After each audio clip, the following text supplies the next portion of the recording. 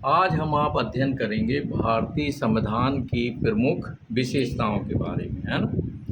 तो भारतीय संविधान हमारा दुनिया का सबसे अजूबा संविधान है, दुनिया का सबसे विशाल संविधान है और दुनिया के जितने भी अच्छे संविधान हैं उन सारे संविधानों की जो बेस्ट फीचर्स हैं वो हमारे संविधान में समाहित हैं। तो हम आप देखें कि पहला पॉइंट जो हम लोग नोट करते हैं वो है निर्मित, लिखित एवं सर्वाधिक व्यापक संविधान, है ना। हमारा संविधान निर्मित है, लिखित है और दुनिया का सबसे व्यापक यानी largest constitution of the world, दुनिया का सबसे विशाल संविधान, है ना। तो निर्मित संविधान से अभिप्राय क्या होता है? निर्मित संविधान से अभिप्राय ये होता है, निर्मित और विकसित ये दो टर्म होते हैं। निर्मित से अभिप्राय ये होता है कि किसी संविधान सभा ने एक निश्चित समय सीमा में किसी संविधान का निर्माण किया। तो हमारा संविधान निर्मित है, इसका सीधा सीधा ये है कि 2 वर्ष 11 माह 18 दिन में हमारी संविधान का निर्माण किया गया है। कितने टाइमिंग में? 18 दिन में हमारे संविधान का निर्माण हुआ है एक संविधान सभा के द्वारा। और संविधान सभा में जो महत्वपूर्ण समिति थी, ड्राफ्टिंग कमेटी, प्रारूप समिति ने इसको फाइनलाइज किया है।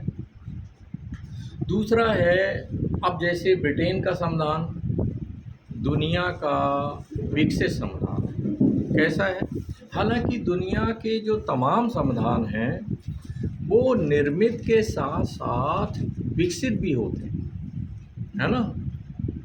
कुछ ना कुछ उसमें विकास का थोड़ा सा हाँ, तो थोड़ा नहीं इधर, यानी निर्मित के साथ साथ विकसित भी होते हैं। लेकिन दुनिया का एकमात्र संविधान जिसको टैग दिया जा सकता है कि वो विकसित संविधान है तो वो है ब्रिटेन का संविधान। दूसरा फीचर हमारे संविधान का जो महत्वपूर्ण है वो लिखित संविधान।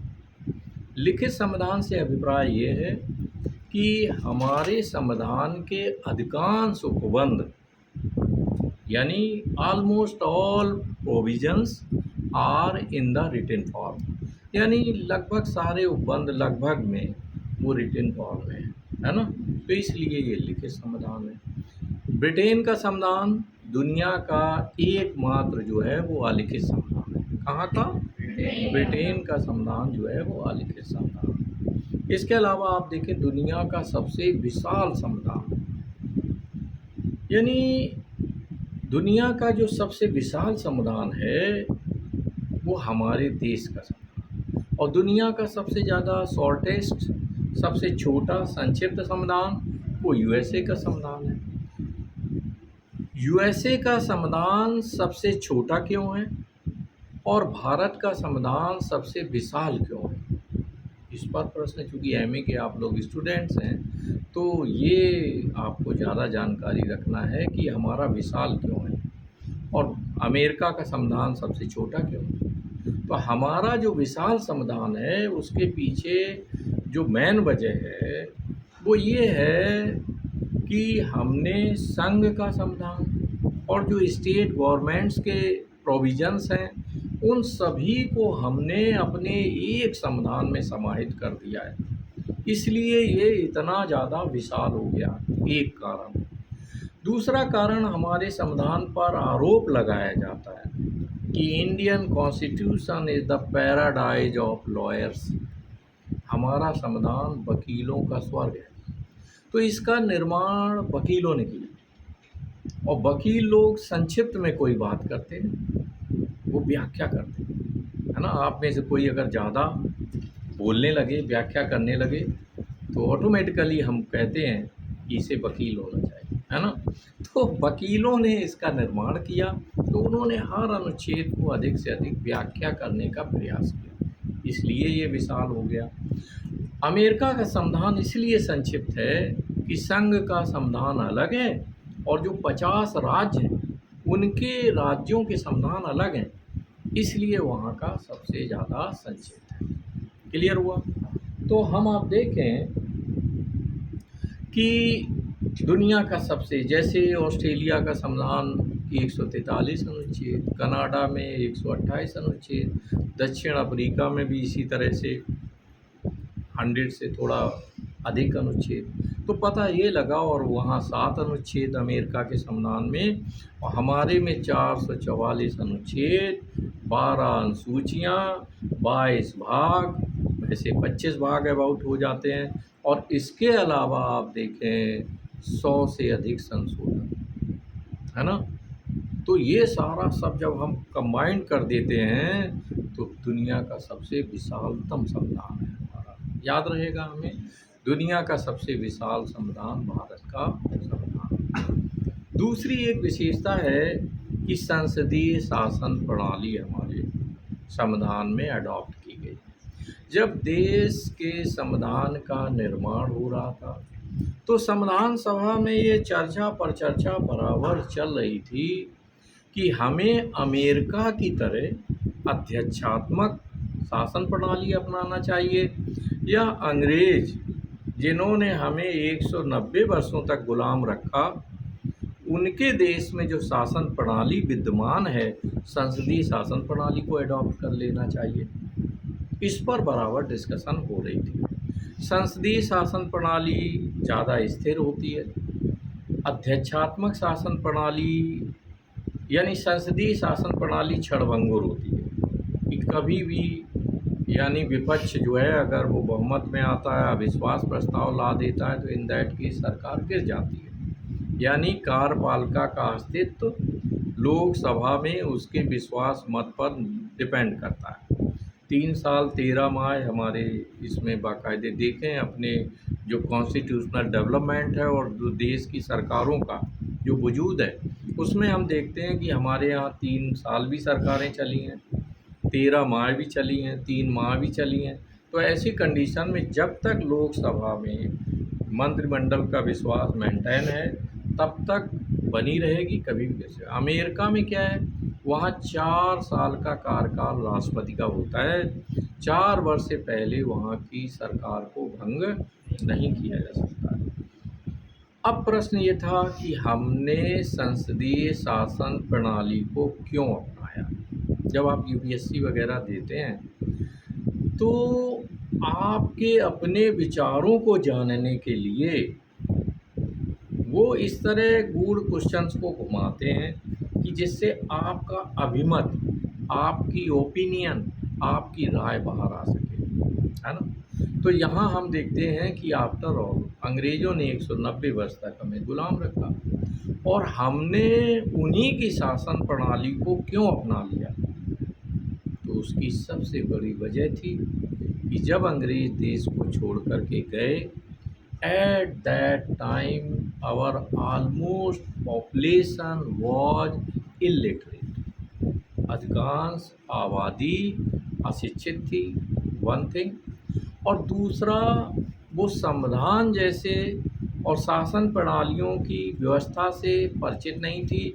अगर किसी व्यवस्था से परिचित थी तो वो थी संसदीय शासन प्रणाली, चूँकि अंग्रेज़ों ने इसी के द्वारा देश पर शासन किया था इतने लंबे कार्यकाल में। तो ये हुआ कि चूँकि पब्लिक अभ्यस्त है इस शासन प्रणाली में, इसलिए बेहतर है कि संसदीय शासन प्रणाली को ही हम लागू करें, क्योंकि अध्यक्षात्मक के बारे में 0/0 की कंडीशन है, तो ऐसी कंडीशन में ये व्यवस्था चल नहीं पाएगी। एक बात। दूसरी बात कि जो शासक बनेगा अध्यक्षात्मक शासन प्रणाली में, उसके तानाशाह बनने की संभावना रहेगी।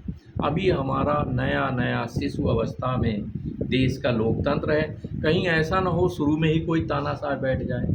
तो ये हुआ कंट्रोलिंग होनी चाहिए। कंट्रोलिंग किसके द्वारा होगी? लोकसभा जब मंत्रिमंडल पर नियंत्रण रखेगी तो कभी भी उसे गिराया जा सकता है। तो ऐसी कंडीशन में हमने संसदीय शासन प्रणाली को अडॉप्ट किया।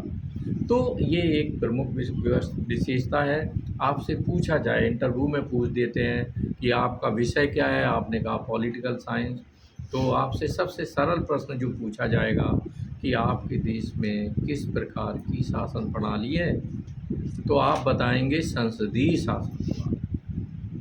तो अगला प्रश्न आएगा आपके सामने कि संसदीय शासन प्रणाली से आप क्या समझते हैं, तो आपको इसे क्लेरिफाई करना होगा कि संसदीय शासन प्रणाली वह शासन प्रणाली होती है जहां कार्यपालिका मीन्स मंत्रिमंडल, विधायिका यानी लेजिस्लेचर के लोकप्रिय सदन यानी जो पॉपुलर हाउस है उसके प्रति जिम्मेदार होती है।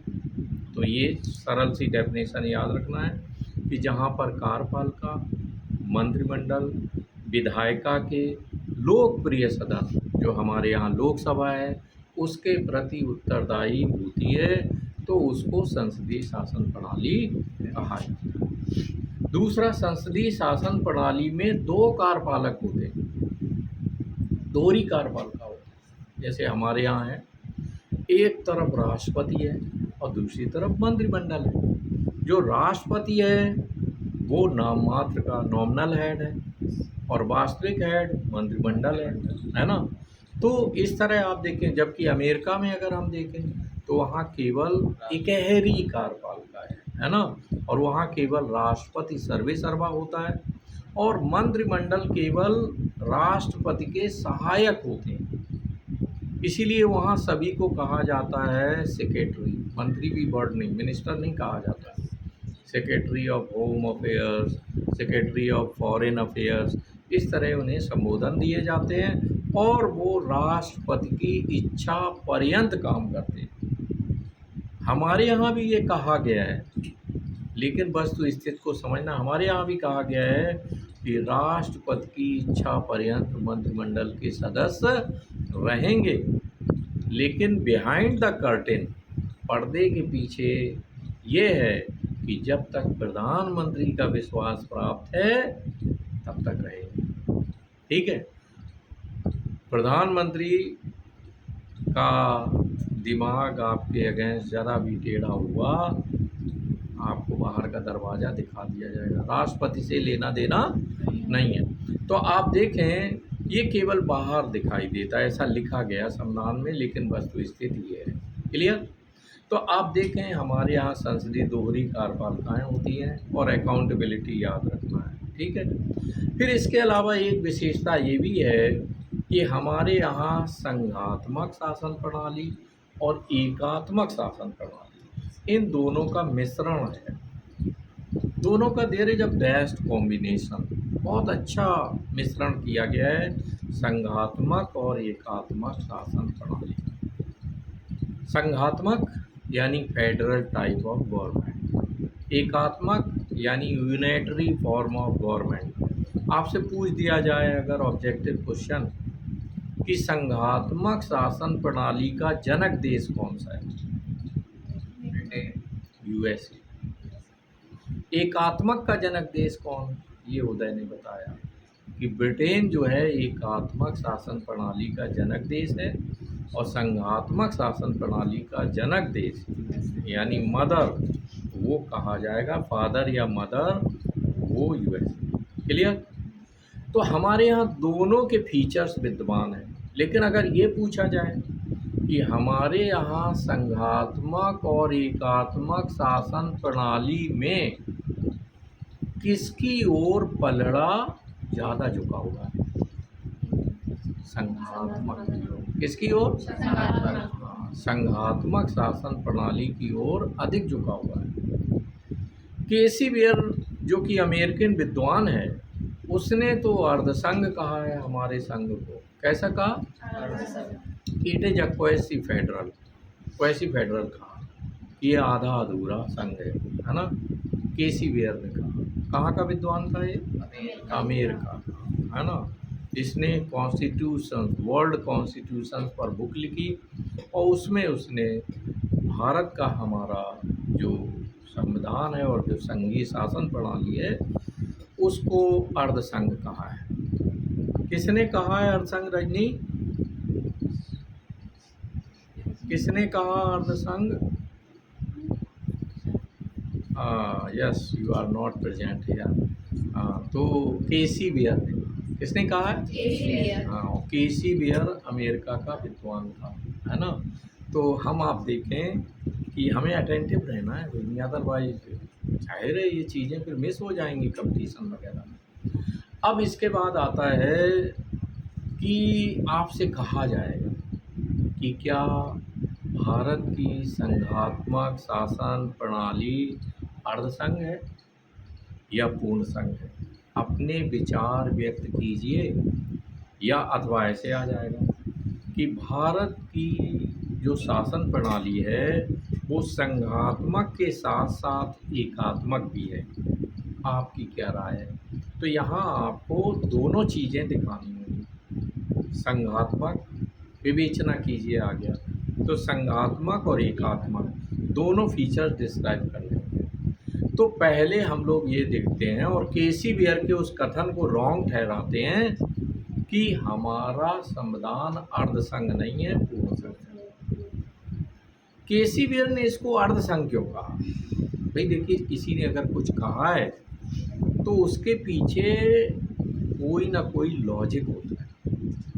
केसी बियर हमने बताया अमेरिका का था, उसने अमेरिका के संविधान की तुलना भारत के संघात्मक शासन प्रणाली से की और ये पाया कि यहाँ की जो संघात्मक शासन प्रणाली है वो अमेरिका की संघीय सिस्टम की तरह नहीं है, फेडरल सिस्टम की तरह नहीं है।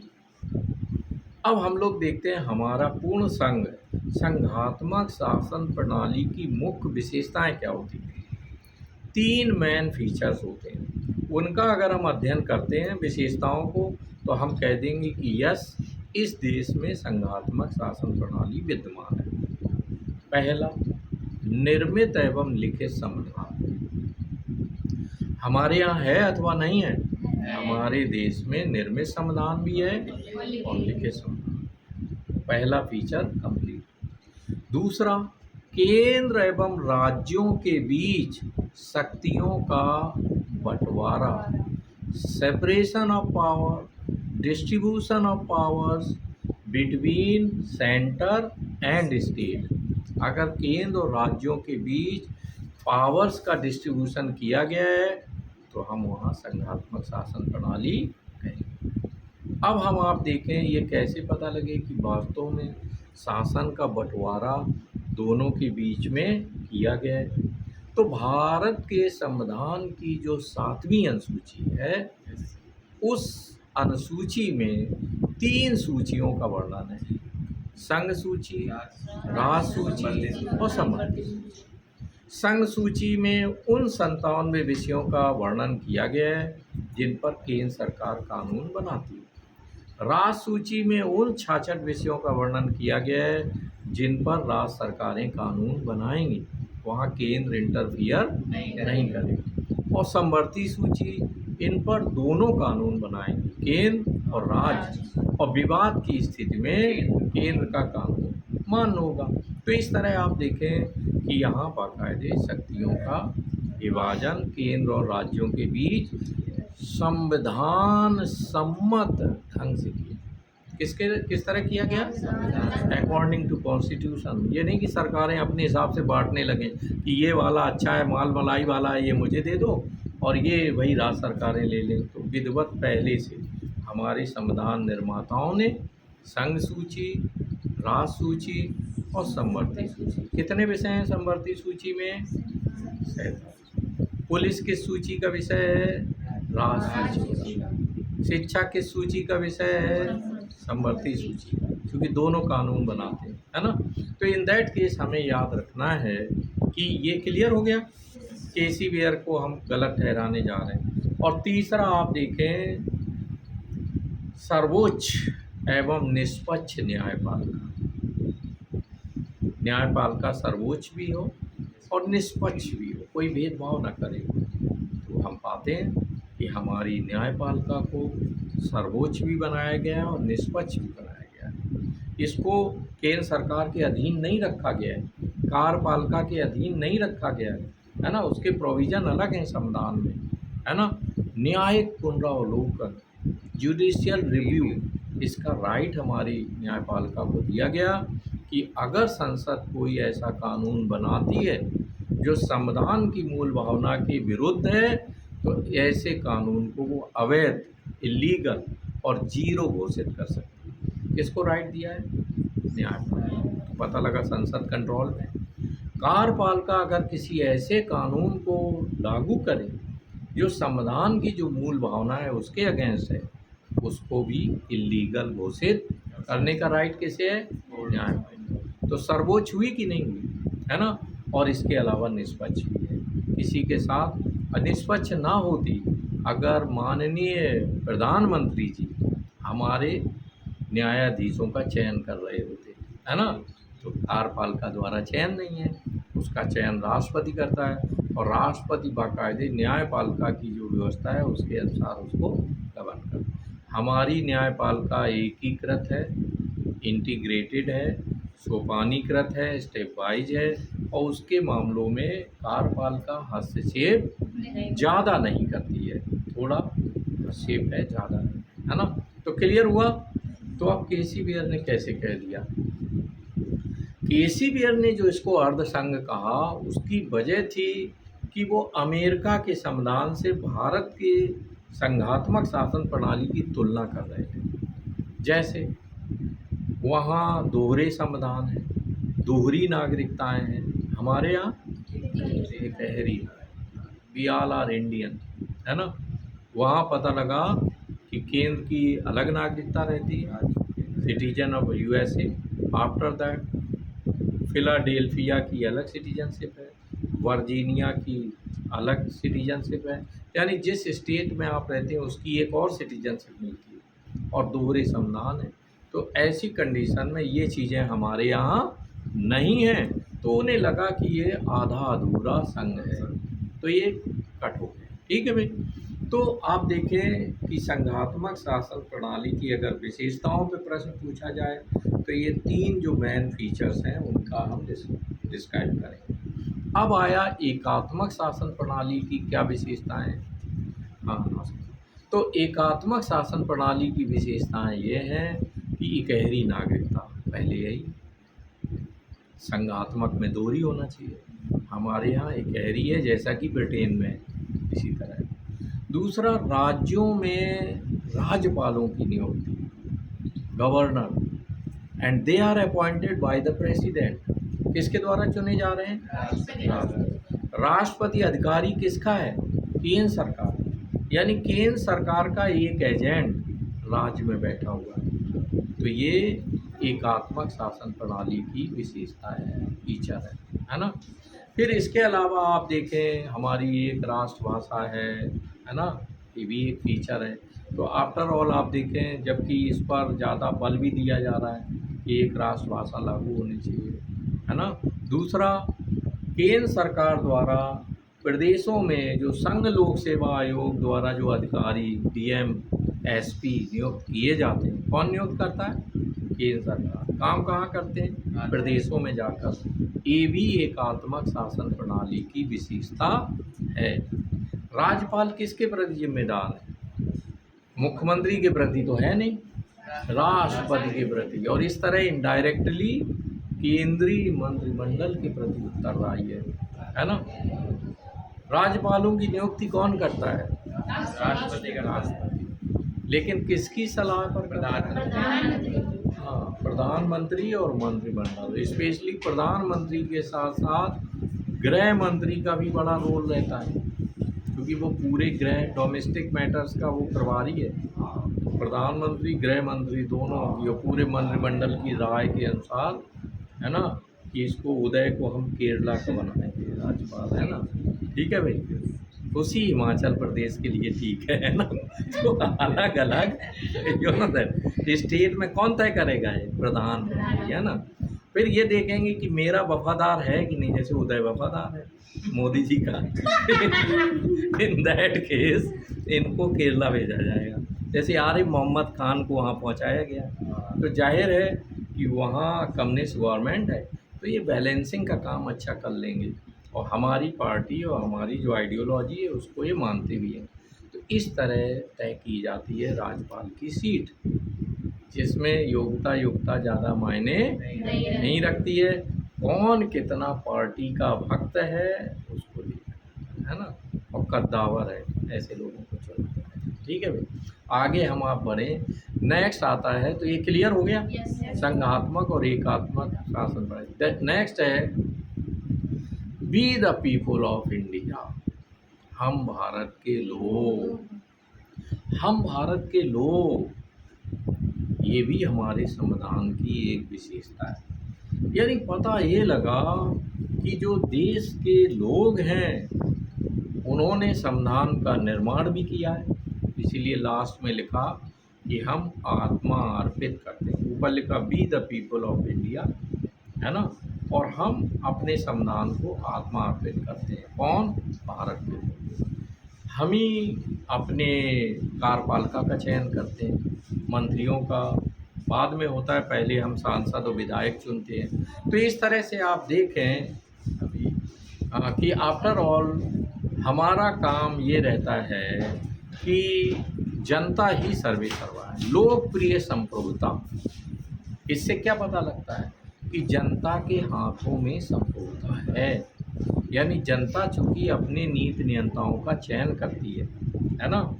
आप देख रहे हो वोट के समय जब मतदान का टाइम आता है तो सारे मंत्री संतरी सब आपके ही चरण स्पर्श कर रहे होते हैं, हाथ जोड़, है ना, चरण बंधन हाथ बंधन सब चल रहा होता है। वजह चूँकि आप ही नीति नियंता हैं, आप ही को उनका चयन करना है, भाग्य विधाता भी आप ही हैं, है ना। चूँकि अपने देश में अप्रत्यक्ष लोकतंत्र है, यानी हम बीच वालों को चुनते हैं और वो हमारे नाम पर वहाँ शासन करते हैं। आप बहुत पावरफुल हैं, हम अपने को कमतर ना आते, है ना। जो सांसद विधायक उनको चुनने वाले हम लोग, है ना। हम लेकिन मानते हैं कि वो स्वामी है, स्वामी आप हैं, है ना। तो ये हम भारत के लोग से ये पता लगता है। भारत को एक संपूर्ण प्रभुत्व संपन्न, है ना, सॉवरन, ऑल सॉवरन, यानी पूरी तरह संपूर्ण प्रभुत्व संपन्न है। इससे अभिप्राय ये है कि भारत आंतरिक रूप में और बाहरी रूप में पूरी तरह से स्वतंत्र है अपने निर्णय लेने के लिए। कोई देश, बाहरी देश हम पर दबाव नहीं बना सकता कि आप जम्मू कश्मीर को स्वतंत्र कर दो, या पंजाब में खालिस्तान की मांग हो रही है तो उसे स्वतंत्र कर दो। इट्स आवर ओन मैटर्स, ये हमारे अपने मामले हैं, हमें क्या करना है क्या नहीं करना है, हम किसी के दबाव में नहीं हैं। हालांकि 15 अगस्त 1947 से पहले ऐसा नहीं है ना। अब दूसरा यह है इंटरनल, आंतरिक क्षेत्र में सरकार के आदेशों का पालन करना सभी का धर्म है।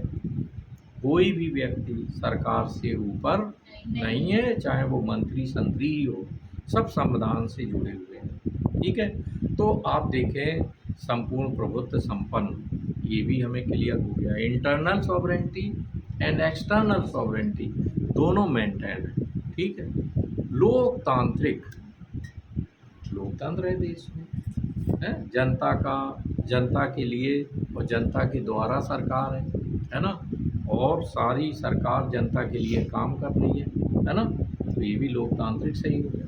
फिर इसके बाद समाजवादी, समाजवादी का अर्थ समाजवादी पार्टी नहीं है, समाजवादी माने समाजवाद का सपना बुना गया है। क्या होता है समाजवाद?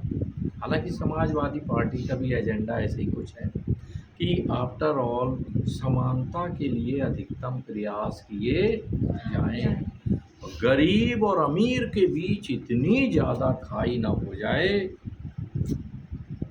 कि पता लगा एक तरफ अडानी अंबानी है जिनके पास देश की 40% नेशनल इनकम का हिस्सा उनके पास है, 15-20 घरानों के पास है, और दूसरी तरफ हमारे भूरे लाल और भूरे लाल हैं जिनका यानी एक दिन के खाने की भी जुगाड़ नहीं है। एक तरफ आलीशान इमारतों में लोग रह रहे हैं, लोगों के पास 10-10 घर हैं, शिमला में अलग, दिल्ली में अलग, मुंबई में अलग, और दूसरी तरफ लोग जो बैरिकेडिंग होता है रोड का, उस बैरिकेडिंग पर सोते हुए रात गुजारते हैं। ऐसी भी देश में आबादी। कभी महानगरों में आप विजिट करके जाएं तो आप पाएंगे कि उस पे तभी वो सलमान खान की कार चढ़ जाती है क्योंकि वो सोते सोते बेचारा बीच के बैरिकेडिंग पर लेटा था, तो नींद आई तो दुल्हन गया, सड़क पे आ गया, वो स्पीड में कार गुजरी और क्रश कर दिया। तो सोचिए आप। तो कहने के लिए ये है कि आफ्टर ऑल लोकतंत्र है, लेकिन लोकतंत्र 7 दशक के बाद भी आज हम पा रहे हैं कि जो स्वतंत्रता संग्राम सेनानियों ने, देश के राष्ट्रीय नेताओं ने उस समय जो सपना बुना था, कहीं न कहीं अभी हम अधूरा हैं। करीबन 10 से 12% पॉपुलेशन ऐसी है जो वन टाइम भोजन कर रही है, 2 टाइम खाने की जुगाड़ नहीं है। रोज़गार करोड़ों लोग हैं जो ग्रेजुएशन और पोस्ट ग्रेजुएशन की डिग्री करके सड़क पर, फुटपाथ पर टहल रहे हैं, उन्हें रोज़गार नहीं मिल रहा है। आखिरकार ये सरकार की जिम्मेदारी है कि वो लोकतंत्र को सही रूप में जो है उसका क्रियान्वयन करे, और चूँकि जनता ही संप्रभु है तो जनता के भले के बारे में सोचे। 3 नहीं 5 मूलभूत आवश्यकताएं, रोटी, कपड़ा और मकान, शिक्षा और स्वास्थ्य, ये 5 चीज़ों पे सरकार को खरा उतरना चाहिए और गरीब और अमीर के बीच बड़ी खाई नहीं होना चाहिए। ऐसा सपना हमारे संविधान में समाजवाद का सपना बुना गया है। नेक्स्ट, सेकुलर, धर्मनिरपेक्ष, यानी भारत का अपना कोई राजधर्म नहीं है। सभी धर्मों का हमारी सरकारें बराबर से सम्मान करती हैं और कोई धर्म छोटा बड़ा नहीं है। ये सपना हमारे संविधान निर्माताओं ने बुना था और ये सही भी है। चूँकि हम अगर आज की डेट में देखें कि जो देश धर्म प्रधान देश हैं, क्या वो बहुत विकास की राह पर बहुत आगे हैं? तो हम पाएंगे नहीं है, है ना। वहाँ लोकतंत्र अंतिम सांसें गिन रहा है ना, तानाशाही है। और जैसे अमेरिका हुआ, आपका ब्रिटेन हुआ, आफ्टर ऑल ये विकसित देश हैं, स्विट्ज़रलैंड हुआ, यहाँ कोई धर्म प्रधान सरकारें नहीं हैं, सेकुलर सरकारें हैं। तो वहाँ लोकतंत्र दीर्घजीवी भी है और सही मायने में वहाँ पर लोकतंत्र के मायने ये नहीं है कि 5 साल में केवल आप सरकार को वोट दे के बदलते रहें। लोकतंत्र का अर्थ है समानता, स्वतंत्रता, भाईचारा और न्याय। ये 4 चीज़ें हमारे व्यक्तित्व में समाहित होनी चाहिए, हमारे व्यक्तित्व से परिलक्षित होना चाहिए कि हम सब एक हैं, वी ऑल आर इंडियन। समानता, धर्म वर्म वाला ये चोचले दूर रहने चाहिए, ठीक है। स्वतंत्रता, हम सब स्वतंत्रता की रक्षा की जाए, सरकारें इस पर बंदिशें न ला दें। अभिव्यक्ति की स्वतंत्रता, घूमने फिरने की स्वतंत्रता, है ना। भाईचारा, आपस में ब्रदरहुड हो। और न्याय में कोई पक्षपात नहीं होना चाहिए, ना धर्म, जाति, लिंग, भाषा, किसी भी आधार पर। तो आज हम लोगों ने कुछ फीचर्स को देखा है, कल जो शेष फीचर्स हैं हम डिस्कस करेंगे, ठीक है। That's all about today.